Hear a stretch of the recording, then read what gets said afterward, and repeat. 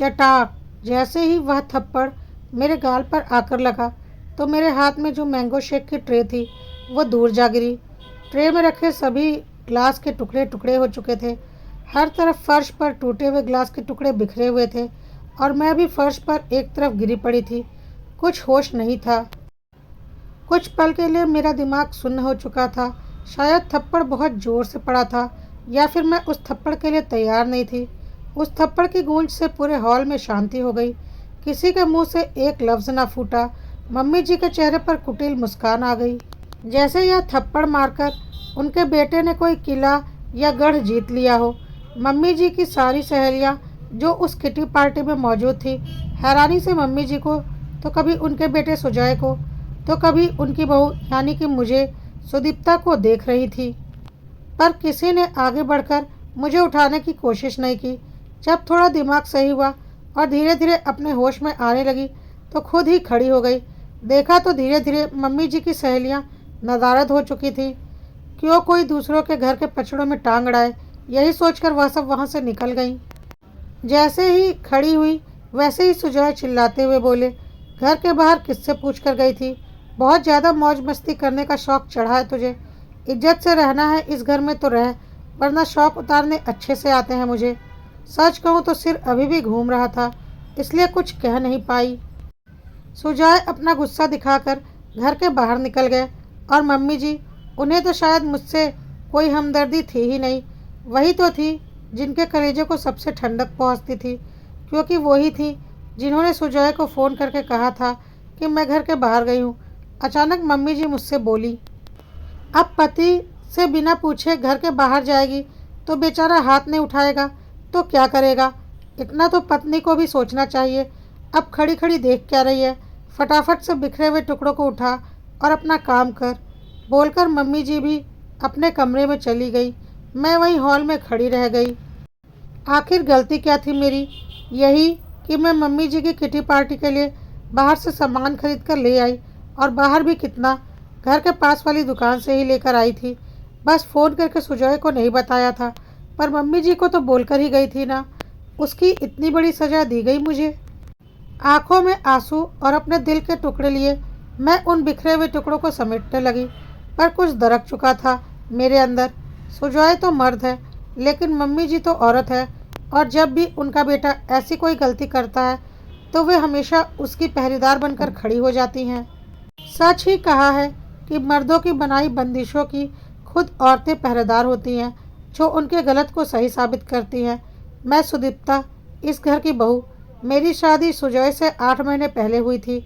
मैं एक working women हूँ, दुनिया की नज़रों में आत्मनिर्भर हूँ, जो सुबह बन ठन कर अपने जॉब पर जाती है और शाम को आकर घर पर आराम करती है और अपना पैसा अपने तरीके से खर्च करती है।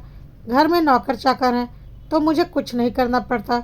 अगर आस पड़ोस की औरतों की माने तो मुझ पर कोई रोक टोक नहीं है, पर सच्चाई बहुत अलग है। मेरे ससुराल में मेरी सास की नज़रों में मेरी कोई औकात नहीं है, क्योंकि वो मेरी पहरेदार बनी बैठी हैं। वह मेरे पल पल की पूरी रिपोर्ट मेरे पति को अपने तरीके से देती हैं, और उनका बेटा, वो अपनी माँ की नज़रों से अपनी पत्नी को देखता है, इसलिए उसे मुझ पर हाथ उठाने में गुरेज भी नहीं है। मैं अकेली कहीं भी आ जा नहीं सकती।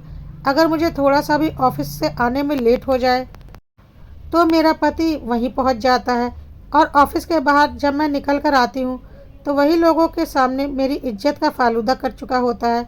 जब शुरू शुरू में मैंने इसके लिए ऑब्जेक्शन उठाया था तब भी सुजय ने मुझ पर हाथ उठाया था, जिसके बाद मैं अपने मायके चली गई थी। पर वाहरी मेरी किस्मत, मेरे माता पिता मेरे ससुराल वालों के पक्ष में ही बोले, मेरे लिए नहीं, इसलिए मुझे वापस लौटना पड़ा। बस फिर क्या था? उसके बाद तो इन लोगों की हिम्मत और भी बढ़ गई। मेरी सारी सैलरी का हिसाब किताब इनके पास होता है। अगर मैं अपनी मर्जी से कुछ खर्च कर दूं तो उस दिन मेरा खाना दुश्वार हो जाता है। अभी तक सुजय मुझ पर कई बार हाथ उठा चुका है, पर हर बार घर में या तो कमरे में या मम्मी जी के सामने। पर आज इतनी औरतों के सामने मुझ पर हाथ उठाया गया। मुझे सचमुच कुछ समझ में नहीं आ रहा था कि क्या करूं। आज का दिन ऐसे ही निकल गया। दूसरे दिन उठकर मैं तैयार होकर अपने ऑफिस के लिए निकल रही थी कि पड़ोस की 2-3 आंटियां खड़ी होकर मेरी तरफ देख रही थी। एक ने तो टोक ही दिया, बेटा इतनी पढ़ी लिखी हो, क्यों अपने पति को परेशान करती हो कि उसे तुम्हारे ऊपर हाथ उठाना पड़े। सुनकर बड़ा अजीब लगा, पर क्या कह सकते हैं, मेरा पति मुझ पर हाथ उठाकर भी बेचारा बन चुका था। सच है, कमी औरतों की ही निकाली जाती है, और वो कमी निकालने वाली भी औरतें ही होती हैं। हम आज के सो कॉल्ड मॉडर्न लोग बेवजह फेमिनिज्म का रोना रोते हैं। असल लड़ाई मर्दों से नहीं, बल्कि औरतों से ही तो है। मन में ख्याल आ रहे थे कि काश भगवान अगले जन्म में औरत न बनाए, पर यह तो हार मानने जैसा था। अब इस जन्म को जीना है तो मुझे निर्णय लेना ही था। यूँ अपनी पूरी ज़िंदगी मार खा खा कर तो नहीं रह सकती थी, और माँ बाप, उनके पास तो जाना ही बेकार था, क्योंकि उन्हें साथ देना होता तो पहली बार में ही दे चुके होते। सबसे पहले मैं अपने ऑफिस पहुंची, छुट्टी के लिए अप्लाई कर बैंक गई, जहां पर मैंने अपने सारे अकाउंट के पासवर्ड डिटेल्स सब बदले और अपने अकाउंट को अपने अंडर लिया। इसके बाद निकलकर सीधे महिला पुलिस थाने पहुंची और अपने पति और सास के खिलाफ कंप्लेंट की। मेरी कंप्लेंट पर तत्काल ही सुनवाई हुई और 3 महिला कांस्टेबल के साथ मुझे ससुराल भेजा गया, जहां उन्हें देखकर दोनों के हाथ पैर फूल गए और उन दोनों ने हाथ जोड़कर मुझसे माफ़ी मांगी। हालांकि जिस तरीके से वो लोग मुझे देख रहे थे, मुझे पता था कि दोनों मुझ पर बाद में हाथ उठाएंगे। फिर भी मैंने उन्हें माफ़ किया, लेकिन साथ ही साथ मेरी जान को जोखिम है ये थाने में ज़रूर लिखवा दिया, जिसके बाद दोनों को वार्निंग देकर छोड़ दिया गया। कांस्टेबल के जाने के बाद मेरे पति ने मुझ पर हाथ उठाने की कोशिश की, पर इस बार मैंने भी पलटकर 2-3 चांटे उन्हें रसीद कर दिए। देखकर मम्मी जी चिल्लाई, अरे अपने पति पर हाथ उठाती है, शर्म नहीं आती तुझे? अगर घर की इज्जत ऐसे ही उछालने का शौक़ है तो यहाँ क्यों पड़ी हुई है? तलाक क्यों नहीं दे देती? नहीं मम्मी जी, तलाक तो मैं दूंगी नहीं। आखिर इतनी आसानी से आप लोगों को कैसे रहने दूँ? तलाक के बाद आपका बेटा दूसरी शादी कर लेगा और किसी और लड़की की ज़िंदगी बर्बाद करेगा, वह मैं होने नहीं दूंगी। आपने जो मेरी ज़िंदगी बर्बाद की है, उसका खामियाजा तो आपको भी भुगतना ही पड़ेगा। मैं अकेले क्यों भुगतूं? चाहती तो जेल भेज सकती थी, पर फिर भी नहीं भेजा, क्योंकि शायद उससे मुझे सुकून नहीं मिलता। बस आज के दिन जो कुछ भी मैंने किया है, उसके बाद मेरा आत्मविश्वास बढ़ चुका था।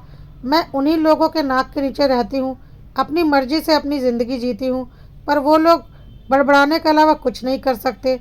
उन लोगों ने मेरे माता पिता को भी बुलाया था, पर मैंने हाथ जोड़कर उन्हें मना कर दिया कि आप लोगों को अब कुछ बोलने की ज़रूरत नहीं। आप लोग अपनी लोक लाज संभालो और मैं अपना घर